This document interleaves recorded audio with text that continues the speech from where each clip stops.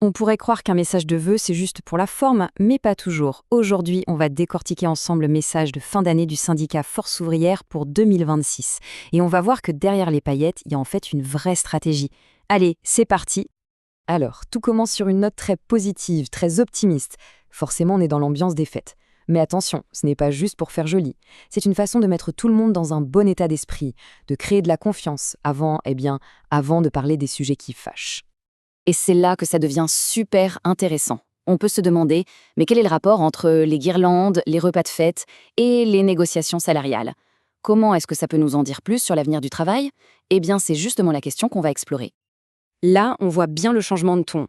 On commence avec des vœux, tout ce qu'il y a de plus classique pour les fêtes, et puis bam, on bascule très vite sur les vrais défis, les vrais enjeux pour les salariés. C'est un mélange assez malin en fait, entre le côté chaleureux et un appel à la mobilisation.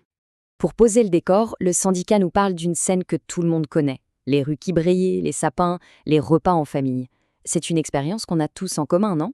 Et en faisant ça, il crée un lien, une proximité, ce qui est super important avant d'aborder les revendications plus sérieuses. Et voilà, on y est, le pivot. Fini les lumières de Noël, on passe aux choses sérieuses. Le message met le doigt sur les dossiers vraiment importants de l'année qui arrive. Alors, concrètement, de qui on parle? Ce qui est vraiment marquant ici, c'est à quel point c'est précis. Ce ne sont pas des paroles en l'air, des revendications générales. Non, non.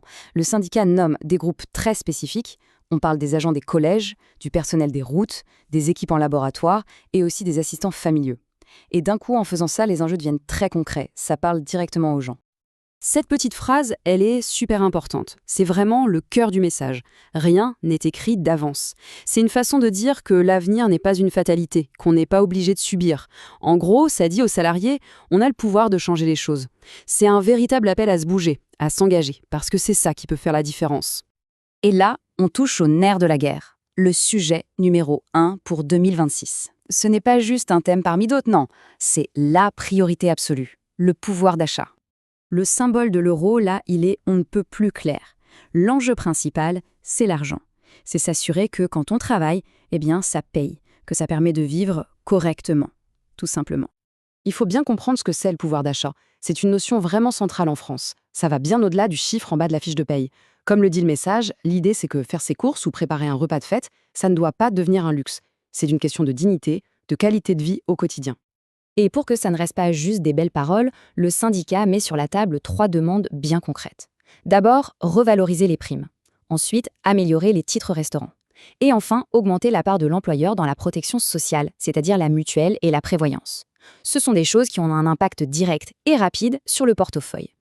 Bon, face à tous ces enjeux, quelle est la solution? Le message est très clair là-dessus. La solution, c'est le collectif. Le syndicat ne dit pas on va tout faire tout seul.